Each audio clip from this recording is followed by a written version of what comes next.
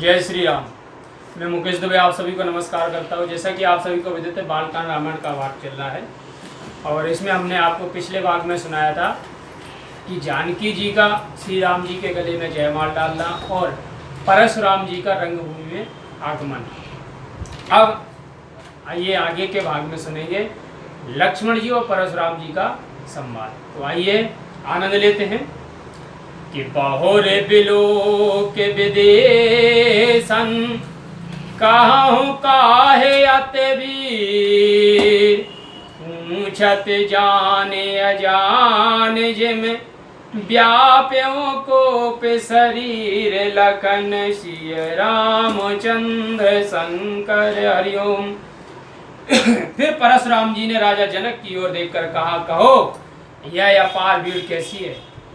जानते हुए अनजाने से पूछते हैं और ऐसा कहते उनके शरीर में क्रोध व्याप्त हो गया कि समाचार कहे जनक सुनाए यह कारण मही पे सब आए।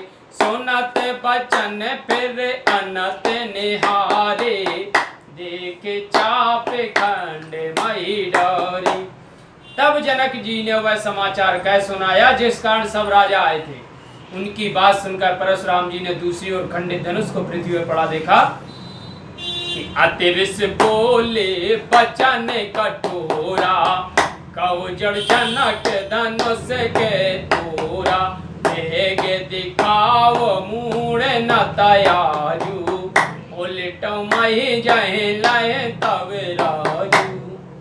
तब अत्यंत क्रोधित उन्होंने कहा, रे मूर्ख जनक, कह तो सही कि इस धनुष को किसने तोड़ा है, उसे शीघ्र दिखा, नहीं तो आज तेरे राज्य की समस्त पृथ्वी को उलट पलट दूंगा। कि अति डरो तारो दे तन पनाही कोटल भूप हर से मन माही। सुर मुनि नाग नगर नर नारी सोच सकल त्रास और भारी। राजा जनक भयवश उत्तर नहीं देते। यह देख दुष्ट राजा अपने मन में प्रसन्न हुए, किंतु देवता मुनि नाग और सभी स्त्री पुरुष अपने हृदय में भयभीत तो चिंता करने लगे कि मन पछतात सिय महतारी दिया बेशवेरी बात बिगारी। भगवती कर स्वभाव सुन सीता अरद निमेष कलप समबीता। सीता जी की माता पश्चाताप करने लगी कि ब्रह्मा ने सब बात बनाकर बिगाड़ दी। सीता जी ने जब सुना कि परशुराम जी का ऐसा टेढ़ा स्वभाव है तो उनका आधा पल एक कल्प के समान बीतने लगा। कि सवाए बिलो के लोग सब जान जान की भीर हृदय न हरस विषाद कछु बोले श्री रघुवीर लखन सिय रामचंद्र शंकर हरिओम। श्री रामचंद्र जी सबको डरा हुआ देखकर सीता जी को दुखित जान मन में कुछ सुख और दुख ना मानकर बोले कि नाथ संबोधन भंजन हारा हुई है केहू एक दास तुम्हारा। आयुष काहे कहिए किन मोही सुन रिसाय बोले मुनि कोई। हे नाथ, इस धनुष को तोड़ने वाला कोई आपका ही दास होगा, सो आपकी क्या आज्ञा है, मुझसे क्यों नहीं कहते हैं? यह सुनकर वे क्रोधी मुनि क्रुद्ध होकर बोले कि सेवक सो जो करे सेवकाई अरे करनी कर करी लड़ाई। सुना हो राम जय से वेदन तोरा सहस बाहु सम सोर पोमोरा। सेवक तो वह है जो सेवकाई करे, ना कि शत्रु सी करनी करके लड़ाई करे। हे राम सुनो, जिसने शिव जी का धनुष तोड़ा है वह सहस्त्र बाहु के समान ही मेरा शत्रु है। कि सो बिल गाओ बिहाय समाजा नाता मारे जई है सब राजा। सुने मुनि बचन लखन मुस्काने बोले परोसो धराए अपमानी। वह इस समाज को छोड़ अलग हो जाए, नहीं तो ये सब राजा मारे जाएंगे। यह वचन सुनकर लक्ष्मण जी हंसे और परशुराम जी को यथेष्ट अपमान की बात बोलने लगे कि बहुधन हुई तोरी लरकाई, कबाहु न यसरस कीन गोसाई, यह धन पर ममता कही तू, सुन रिसाए कहे बेगो कुल के तू। हे स्वामी, मैंने लड़कपन में तो बहुत से धनुइयों को तोड़ा है, पर तब ऐसा क्रोध आपने कभी ना किया। इस धनुष पर इतनी प्रीत किस कारण है? यह सुनकर परशुराम जी क्रुद्ध होकर बोले कि रे नृप बालक काल वस, बोलत तोए न समार, धन ही समित पुरार धन, विदित सकल संसार, लखन सिय रामचंद्र शंकर। हरिओम। तब परशुराम जी बोले, रे राजपुत्र, काल के बस होकर तुझसे संभाल के नहीं बोला जाता। सारे संसार में विदित है इस शिव धनुष की क्षमता, तू धन ही से करता है। कि लखन कहा से हमारे जाना, सुना हो देव सब धनुष समाना, पाछत लाभ जून धन तोरे, देखा राम नयन के गोरे। लक्ष्मण जी ने हंसकर कहा, हे देव सुनो, मेरी समझ से तो सब धनुष एक ही समान है, इस जीर्ण धनुष को तोड़ने में क्या हानि लाभ है।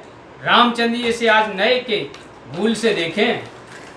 छुअत टूटे रघुपति ही न दोषु, मुनि बिनु काज करिए कत रोसु, बोले चिताए परस की ओरा, सट सुनाए सुभाव न मोरा।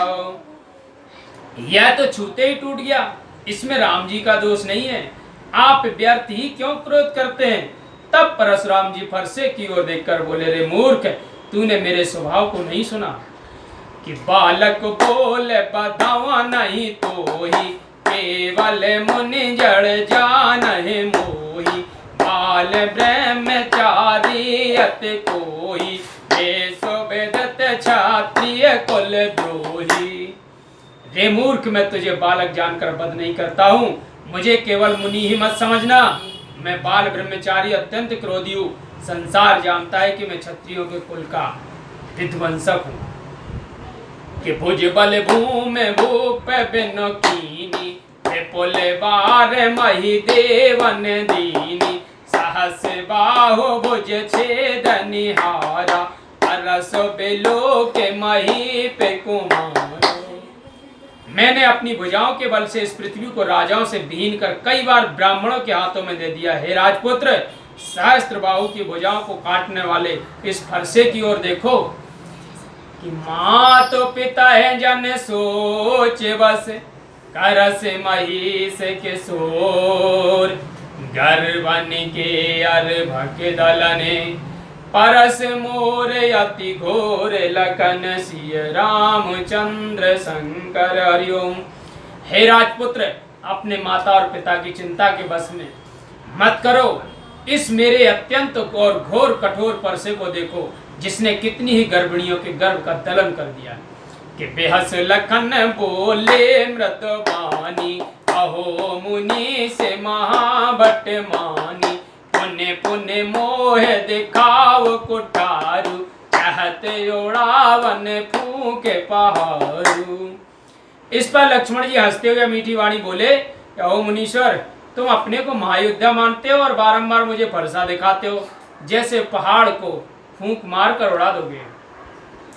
कि यहाँ कुमड़ बत्तियां को नाही, बेतर जनी देखे मर जाई, देख कुठारो सरासन बाना, मैं कछुका सहते अभिमान।